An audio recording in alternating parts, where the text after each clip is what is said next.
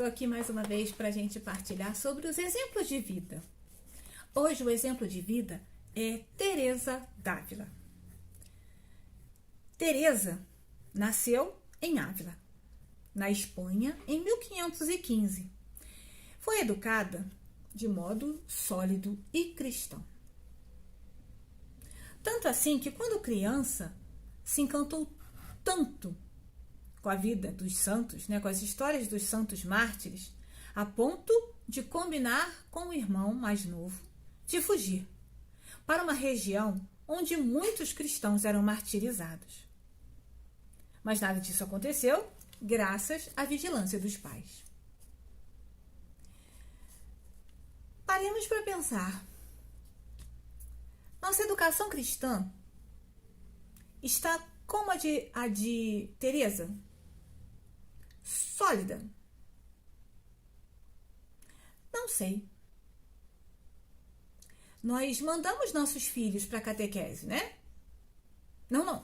Começando. Antes, nós levamos para o batismo. Aí, do batismo até a primeira Eucaristia, a gente não leva os nossos filhos na igreja. Ou quando leva, eles começam a fazer bagunça, a não se comportar. E o que a gente faz? A gente tira eles da igreja. A gente leva para fora, para não incomodar os outros.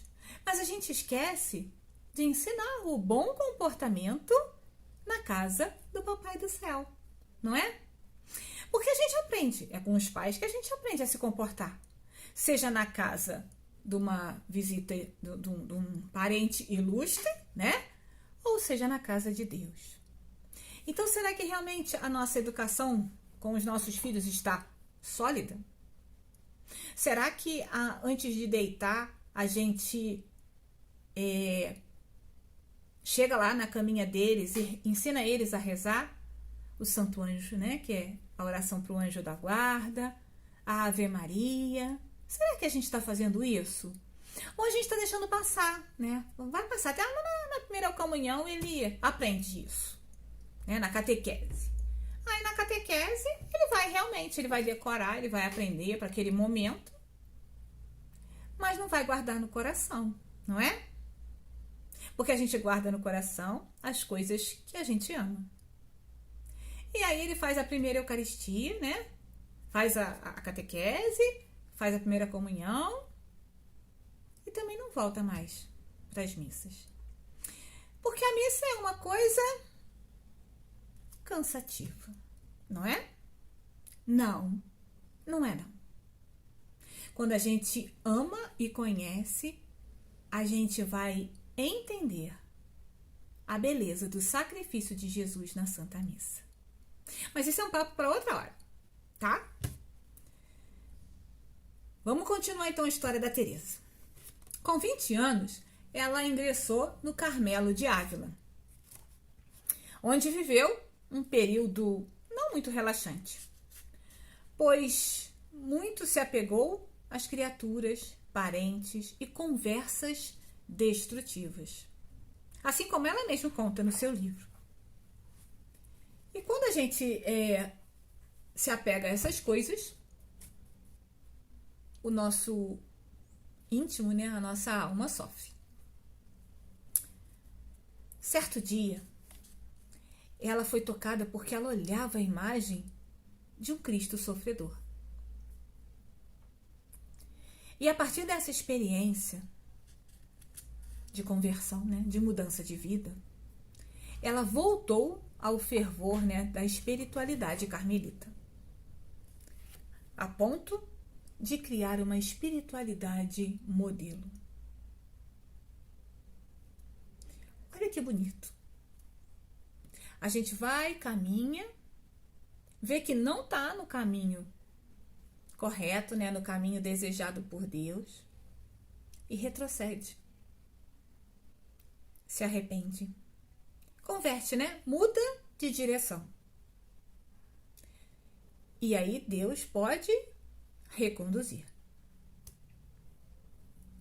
Ela foi grande amiga do seu conselheiro espiritual, São João da Cruz, também um doutor da igreja. E ele foi reformador da ordem carmelita masculina. Por meio de contatos místicos e com a orientação desse grande amigo, iniciou aos 40 anos, com a saúde já abalada, a reforma do Carmelo feminino. Porque as irmãs carmelitas, elas tinham muitas liberdades. Elas recebiam visitas para conversar, se alimentavam sem fazer nenhum sacrifício. Eram vaidosas, tinham criadas, né? Tinham empregadas. Então, assim, nada... não tinha nada a ver com o sonho de Deus para aquela ordem religiosa. E Teresa, então, né, tem esse chamado de fazer com que a ordem carmelita volte a ser o sonho de Deus. O que Deus sonhou no coração da fundadora, né? Então, a gente parar para pensar que muitas vezes a gente caminha, a gente se dispersa, né, do que Deus tem para nós. Mas a gente não é impedido de voltar, né? A gente se arrepende, pede perdão na confissão e volta então, né, para o caminho que Deus sonha pra gente, né? Dali, ela partiu em busca, né, para a Espanha, criando novos Carmelos e reformando os antigos. Provocou, com isso, muito ressentimento por parte daqueles que não aceitavam a vida austera que propunha para o Carmelo reformado. A gente andar com Jesus não é que a gente precise ser paupérrimo, que a gente não possa comer um chocolate, mas a gente precisa educar o nosso corpo também. Fazer pequenos sacrifícios. Deixar de comer carne nas quartas-feiras, nas sextas-feiras, e entregar isso nas mãos do Senhor, pelo sacrifício que Ele fez, em nome do amor que Ele tem por nós. A entrega dele na cruz, né? Pequenos sacrifícios. Será que você vai ficar doente se você deixar de comer carne? Ou se tem outra coisa, né, que você deseja fazer, né? Sei, deixar de estar nas redes sociais, deixar de jogar, não sei. Mas a gente não pode educar o nosso corpo diante de um pequeno sacrifício? Devemos. Nós não podemos fazer tudo, né? Como diz São Paulo. Tudo nos é permitido, mas nem tudo nos convém. Nem tudo convém a um filho amado de Deus. Então é por isso que a gente precisa repensar as nossas atitudes. E aí, Teresa, né, repensando a origem do Carmelo, fez a reforma, né? Ela chegou até a ter revogada a licença para a reforma dos Carmelos ou para reformar novas casas por conta da perseguição, né? De que tinha gente que não queria, né? Santa Teresa deixou-nos obras grandiosas e profundas, principalmente escritos para as suas filhas do Carmelo. O Caminho da Perfeição, que se a gente ler, vai encaixar também, não é somente para as filhas do Carmelo, mas para cada um de nós, né, que se sente talvez um pouquinho filho de Teresa, né, ou que queira conhecer esse caminho de perfeição, para adaptar, para usar na nossa vida. Pensamentos sobre o amor de Deus, Castelo Interior e a vida. Ela morreu em Alba de Torres no dia 15 de outubro de 1582, com 67 anos. E em 1622, ela foi proclamada santa. O seu segredo na vida foi sempre o amor.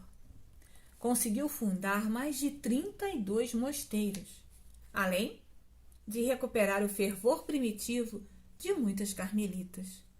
Claro que não foi ela mas Deus se utilizou dessa monja para transformar, né, para resgatar as filhas, os filhos amados dele.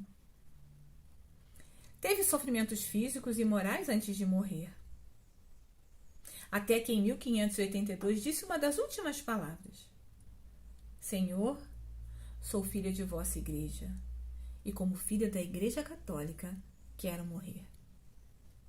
Eu agradeço muito a meus pais, né, que me criaram na Igreja Católica, me deram o exemplo, né, a mim e aos meus irmãos, com certeza, né, e agradeço que ele fez com que a minha fé floresça, né, a cada dia ela floresça, né, ele rega, ele cuida dessa semente, ele me conduz a cuidar, para que eu possa ser a filha do sonho do coração dele. Em 27 de setembro de 1970, então, o Papa Paulo VI reconheceu o título de doutora da Igreja. Teresa d'Ávila é doutora da Igreja. Sua festa é no dia 15 de outubro e ela é considerada um dos maiores gênios que a humanidade já produziu.